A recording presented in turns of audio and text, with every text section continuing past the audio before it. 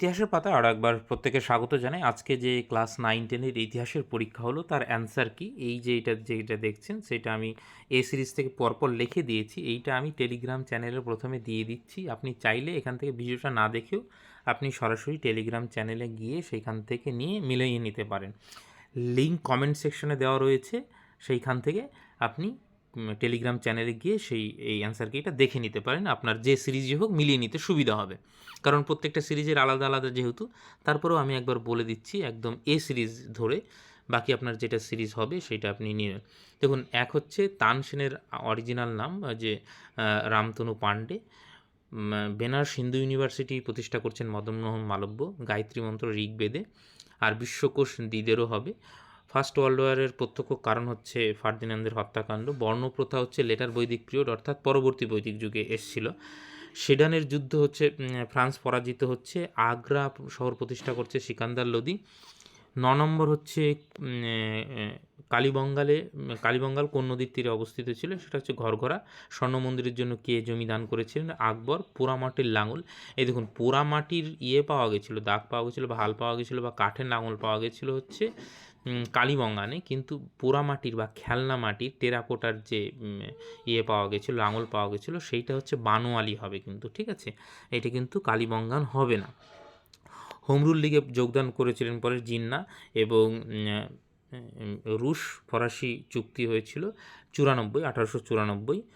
আর হচ্ছে গাথা সপ্তর্ষি হচ্ছে হালের লেখা, এবং মুক্তিদাতার জার আলেকজান্ডার দ্বিতীয়। দেখবেন এইটা সিলেবাস থেকে বাইরে মনে হচ্ছে আপনাদের, কিন্তু নয়। এইটা কিন্তু দেখবেন যে SLST 16-তে এসেছিল। ইস্ট ইন্ডিয়া কোম্পানি বাণিজ্য কুটির বাংলাতে প্রথম কবে স্থাপন হয়েছিল? এটা কিন্তু 1651-তে হবে। মহাত্মা গান্ধী প্রথম অনশন কোথায় শুরু করেছিলেন?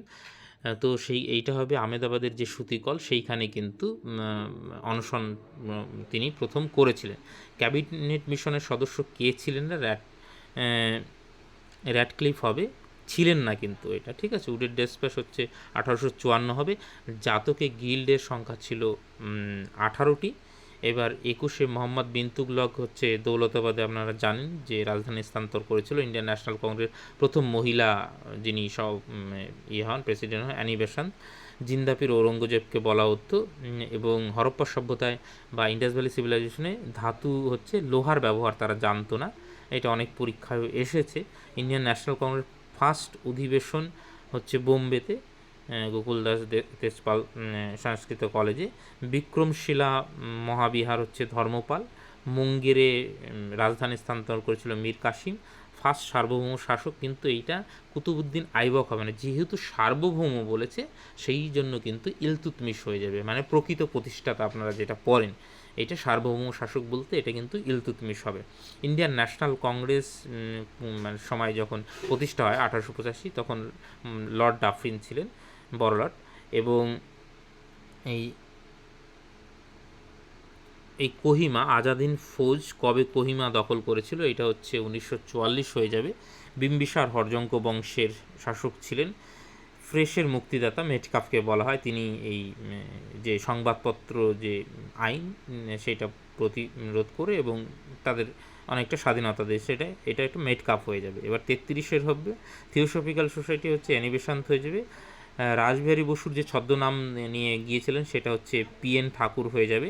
জ্যাকোবিন ক্লাব আপনারা প্রত্যেকে জানেন। রোবোস্পিয়ার ত্রিশক্তি সংগ্রামে ছিল না। পাল, প্রতিহার, রাষ্ট্রকূট এই তিনজনের মধ্যে ত্রিশক্তি সংগ্রাম চলেছিল। চোলরা আরেকটু পরে আসছে, তো এই উত্তরটা হয়ে যাবে চোল। সুরাট অধিবেশন রাসবিহারী ঘোষ হয়ে যাবে। এবং মালিক কাফুর আলাউদ্দিন খলজির সামরিক অধিনায়ক এবং দক্ষিণ ভারতের একজন, যখন দক্ষিণ ভারত অভিযান করেন তখন মালিক কাফুর অন্যতম সমর অধিনায়ক ছিলেন, আপনারা জানেন।